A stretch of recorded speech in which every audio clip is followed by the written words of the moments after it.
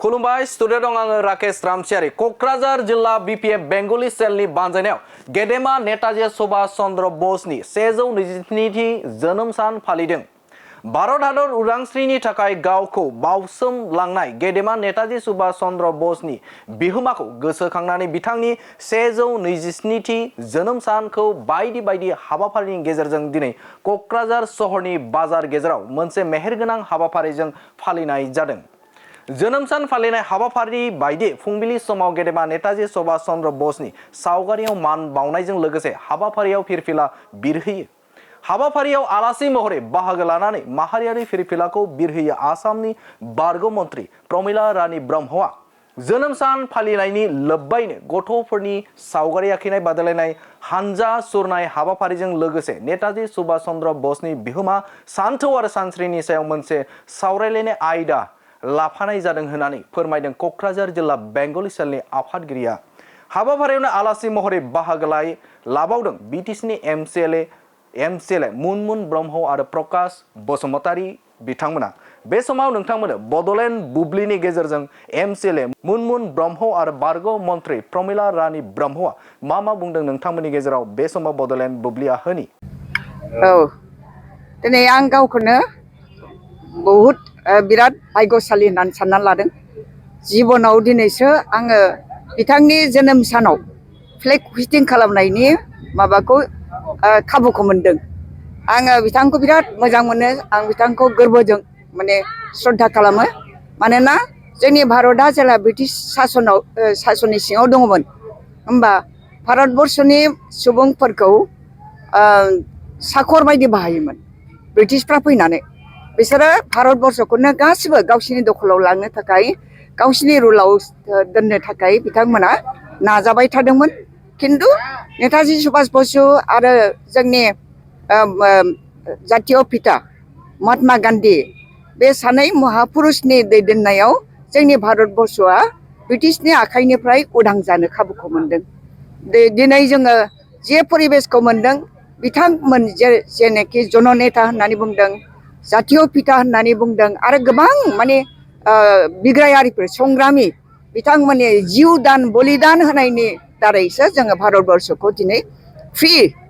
भारत हिसाबै, उदां भारत हिसाबै जों मोनदों। जों उदाङै थांनानै थानायनि खाबुखौ मोनदों। दा बे हिसाबैनो आंनि गोरबोजों बिथांखौ आङो श्रद्धा खालामो। बिदिनो जुगे जुगे माने नेताजी सुभाष बसनि माने बे जयन्तिखौ खुंबाय थालांथों। पृथिबिया जेसेबां थागोन बे समसिम बिथांखौ जाहाथे फुजा खालामो जोंनि भारतबर्षनि सुबुंफ्रा, बेखौनो आं खावलायदों। जोंनि महात्मा गान्धी, जातीय पिता महात्मा गान्धीखौ जों जेरै माने सेबा खालामो, थिग बिदिनो जोंनि गोरबोआव यां जेनेरेसनाबो जाहाथे बे माबाखौ आदर्शखौ मोननो थाङो, बेनि थाखाय जोंनि समाजा बे लामाखौ दिन्थिनांगौ। दा आङो बिराद धन्यबाद होदों जायनोखि बे माने माबाखौ प्रग्रामखौ जायफ्रानोखि दिनै खालामनो थाखाय आखायाव लादों, आरो बिथांमोननि खावलायनायाव आं दिनै बेवहाय फैनो थाखाय खाबुखौ मोनदों। आं गावखौनो बिराद गौरब माने खालामनो हानाय बायदि मोनदों आरोखि। आं अहंकार खालामनो थाखाय आंहा स्कप मोनदों दिनै। गोजोन्थों। दिनै क'क्राझार टाउनाव मेन बाजारनि सिङाव नेताजी सुभाष चन्द्रनि जोनोम तिथि फालिदों। बाहाय बिभिन्न कार्यसुचि लानानै सारा क'क्राझार टाउननि रायजो राजाफ्रानो बाहाय फालिदों। जोबोद मोजां मोनदों। आइजोफोर बाहाय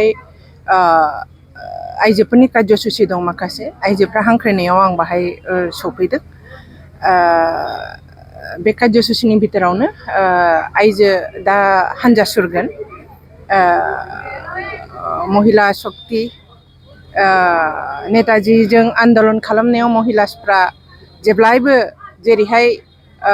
थाफादोंमोन, दिनैनि दिनावबो नेताजी सुभाष चन्द्र बसखौ गोसोखांनानै आइजोफ्रा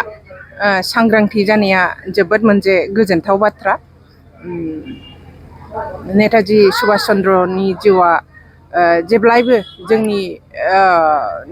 नोजोरा जेब्लायबो जोंनि सायाव थाथों। आइजो माहारिखौबो साबलम्बिता जानायाव सक्तिशालि जानायाव जेब्लायबो नोजोरा थाथों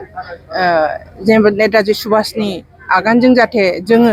आगान सुरफानानै आगान सुरनो हायो नेताजिनि साननाय हनाय आरो आइडिय'लजियाव जाहाथे जोङो जेब्लायबो जोङो थांनानै थानो हायो बेखौनो आङो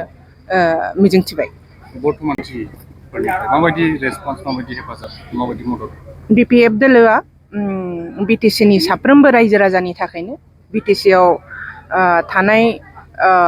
13थानिख्रुइबो बांसिन जाति जनगोष्ठीनि बिपिएफ दोलोआ बिटिसिनि 35 लक्ष रायजोनि मोनसे बिश्वास खालामजाथाव मोनसे पलिटिकेल हान्जा बाहाय बयबो मोनफ्रोमबो जातिनिफ्रायनो मोनफ्रोमबो रायजो साफ्रोमबो रायजो राजायानो बिपिएफ दोलोआव हेफाजाब दङ आरो जिहेतु बर्तमान जि सरकार जारा सालायगासिनो दं अनैतिक भाबे सरकार आनडेम'क्रेटिकेलि सरकार सालायगासिनो दङ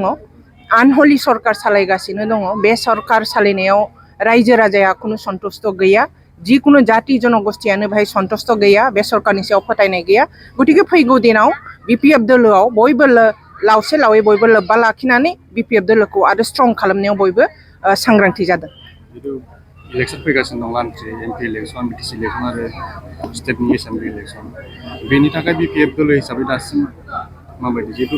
बिपिएल सरकारा 3 बोसोर थांबाय बेखिनि समनि गेजेराव बिथांमोना मावनो हानाय रायजो राजाफोरनि माबायदि बिपिएफ दोलोआथ' जेब्लायबो रायजोजोंनो दङ रायजोआ बिपिएफ दोलोनि सायाव बिश्वास दङ नैबे सरकारा कमप्लिटलि फेइलार 3 बोसोरनिख्रुइ बांसिन बारबाय 3 बोसोरनिख्रुइ बांसिन फाइनान्सियेल इयार बिसोरो दिनै इउटिलाइज खालामगासिनो दङ मोनसेबो फाइनान्सियेल इयारा मोनसेबो साक्सेस गैया रायजो राजानि उन्नति खालामनो हायाखै मोनफ्रोमबो जाति जनगोष्ठीनि जेबो अनसायनाय जेबो लुगैनायखौ सुफुंनो हायाखै हिन्जावानो होन हौवायानो होन उन्दैयानो होन स्टुडेन्टआनो होन रोंगौथि गोनां रायजो राजायानो होन साख्रियालानो होन साफ्रोमबो सन्तुष्ट गैया गतिके आल्टिमेटलि जवा 15 बोसोराव रायजोफ्रा जेरैहाय इउपिपिएल दोलोखौ माबानानै नेवसिनानै दोनदोंमोन एबार बिसिनि नैबे 3-4 बोसोराव बिसिनि आखुखौ नुनानै 15 बोसोराव जेरैहाय बिसोरखौ उनाव नेवसिनानै दोनदोंमोन एबार पुनराय रायजो राजाफ्रा बिसोरखौ नेवसिनानै दोनफिनगोन সর্বপ্রথম 127তম নেতাজী জন্ম জয়ন্তীৰ সকলোকে আমি শুভেচ্ছা আৰু অভিনন্দন জ্ঞাপন কৰিছোঁ তাৰ লগতে আজি আমি এই কোকৰাঝাৰ বড়বাজাৰ নেতাজী ক্লাবৰ প্ৰাংগণত আমি বিপিএফ বেংগলী সেল কোকৰাঝাৰ জিলা সমিতি তথা দেৱৰগাঁও ব্লক কমিটি তথা আমাৰ কৰ্মকৰ্তা সকলক লগত লৈ আমি সাৰাদিন ব্যাপী দিনজোৰা আমি বিভিন্ন কাৰ্যসূচীৰে আমি আজিৰ এই আজিৰ এই 127তম নেতাজী জন্ম জয়ন্তী আমি উৎসৱ উদযাপন কৰিবলৈ গৈ আছোঁ ইতিমধ্যে আমি আমাৰ ৰাতিপুৱা প্ৰভাত ফেৰী প্ৰথম কাৰ্যসূচী আমাৰ হৈ গ'ল আমি ৰাষ্ট্ৰীয় পতাকা উত্তোলন আমাৰ মাননীয় প্ৰাক্তন মন্ত্ৰী প্ৰমীলা ৰাণী ব্ৰহ্ম বাইদেউ উত্তোলন কৰিলে আমাৰ মাজত বিভিন্ন গেষ্ট ইতিমধ্যে উপস্থিত হৈছে আৰু আহি আছে আগন্তুক আৰু কাৰ্যসূচী গোটেই দিন ধৰি আছে দিনজোৰা আমি সৰু ল'ৰা ছোৱালীৰ কাৰণে আমি বিভিন্ন কাৰ্যসূচী বিভিন্ন competition art competition dance competition যেনেকে গো এজ উই লাইক এনেকুৱা কম্পিটিশ্যন ৰাখিছোঁ সন্ধিয়াত আমাৰ কালচাৰেল নাইট আছে আমি দিনজোৰা ব্যাপী বিভিন্ন কাৰ্যসূচীৰে আমি উৎসৱ উদযাপন কৰিম আমাৰ মুখ্য অতিথি আমাৰ মাননীয় সন্মানীয় হাগ্ৰামা মহিলাৰী মহোদয় তেওঁ আজি আমাৰ যোনটো কালচাৰেল নাইট সন্ধিয়া যোনটো আমাৰ সাংস্কৃতিক সন্ধ্যা সেইটো আমাৰ ইনগ্ৰেশ্যন কৰিব তেখেতৰ শুভা পদত শুভ হাতত তেখেতৰ আমাৰ এই সন্ধিয়া কালচাৰেল যোনটো সন্ধিয়া সেইটো শুভাৰম্ভ হ'ব আগন্তুক দিনবোৰত এনেকৈ পালন কৰিব আমি প্ৰত্যেক বছৰে কৰি থাকোঁ এইবাৰ আমি সুযোগ পাইছোঁ আমাক বিপিএফ দলে আমাক সুযোগ কৰি দিছে যিহেতু আমি বিপিএফ দলৰ হৈ আমি বিপিএফ বেংগলী চেল বনাই আমাৰ কমিউনিটিৰ কাৰণে আমি কাম কৰি আছোঁ আমি এইবাৰ সুযোগ পাইছোঁ আমি কৰি আছোঁ আৰু আগন্তুক দিনতো আমি কৰি যাম কি কাম কৰিব আমাৰ কমিউনিটিৰ কাৰণে যিখিনি কৰিব লাগে আৰু বিপিএফ দলক আগন্তুক দিনক মানে যিমান মজবুত কৰাৰ কাৰণে যিমানখিনি কৰিব লাগে আমি কৰি যাম আমি নিস্বাৰ্থৰে কৰি যাম ডিষ্ট্ৰিক্ট হিচাপ ডিষ্ট্ৰিক্ট ৱাইজ কিবা কৰিছে আমি জিলা হিচাপে আমি আজিৰ কাৰ্যসূচীটো আমি জিলা হিচাপে কৰিছোঁ আৰু জিলা হিচাপে আমি আগন্তুক এনেকুৱা গঠন কৰিছিল আমিতো আজিৰ কাৰ্যসূচীটো আমি ডিষ্ট্ৰিক্ট ৱাইজে কৰি আছোঁ আৰু আমাৰ অকল এটা ডিষ্ট্ৰিক্ট নহয় বেংগলী চেল বুলি ক'লে BPF-ত আমাৰ টোটাল 10টা ডিষ্ট্ৰিক্ট বনাই ইতিমধ্যে কাম কৰি আছোঁ আৰু আমাৰ বেংগলী কোকৰাঝাৰ ডিষ্ট্ৰিক্টৰ অন্তৰ্গত আমি ইতিমধ্যে দুটাকে ব্লক বনাইছোঁ ককৰাগ্ৰাম ব্লক আছে দেৱৰগাঁও ব্লক আছে আমি বনৰগাঁও ব্লক ইতিমধ্যে বনাব গৈ আছোঁ কুচকাৱাজ কৰি চলি আছে আমাৰ এইটো নিৰ্বাচন আহি আছে লোকসভা বেংগলী চেল হিচাপে কেনেকুৱা চাওক আজি এই শুভ মুহূৰ্তত আমি নিৰ্বাচনৰ কথা নাপাতো তথাপি আপোনালোকে খুদা দৰে আমি আপোনালোকক সন্মান জনাই আমি এটা কথাই ক'ম যে আমাৰ BTC বাসী ৰাইজে ইতিমধ্যে গম পাইছে যে BPF অবিহনে একো নাই একমাত্ৰ BPF-এ আছে যিয়ে নেকি মানে BTC-ক যদি জীয়াই থাকে ৰখাব লাগে BTC-ক যদি বচাব লাগে BTC-ৰ জনগণক যদি উন্নতি কৰিব লাগে সৰ্বাংগীন উন্নতি যদি কৰিব লাগে একমাত্ৰ হাগ্ৰামা মহিলাৰী বিধায়ক আছে একমাত্ৰ BPF আছে তাৰ বাহিৰে আৰু কোনো দল নাই मोनसे गोजोनथाव खौरां थुनलाइ मोजां मोनग्रा रायजो राजाफोरनि थाखाय मोनसे गोजोनथाव खौरां थांनाय बोसोरफोराव खुंफुंबोनाय बायदिनो बिटिआर सरकारनि दैदेननायाव बे 2024 मायथाइयावबो गोजोन आरो खौसेथिखौ सिगाङाव दोननानै थामथि कक्राझार थुनलाइयारि फोरबो एबा कक्राझार लेटारारि फोरबो खुंफुंनो साखाफारा जादों 2024 मायथाइनि जानुवारि दाननि 27, 28 आरो 29 जानुवारिसिम सानथामनि मेहेरगोनां हाबाफारिजों गोजोननि नोगोर कक्राझारनि बड'फा कालचारेल कमप्लेक्सआव थामथि कक्राझार थुनलाइयारि फोरबोखौ खुंफुंनो साखाफारा जादों बे फोरबोनि गाहाय थांखियानो जादों बर' राव थुनलाइखौ बुहुमाव सिनायथि होनायजों लोगोसे बे फोरबोआव गुबुन गुबुन हादरनि गुबुन गुबुन हारिनि थुनलाइ लिरगिरिफोरनि रोंगौथिखौ फोरमायलायनाय बेनिखायनो गासै रायजो राजाफोरखौ लोगोसे गोसो गुदुं थुनलाइ लिरगिरिफोरखौ बाहागो लाफैनो थाखाय बानजाय आफादा खावलायहरदों हारिनि राव थुनलाइ जौगाहोनो गायसननो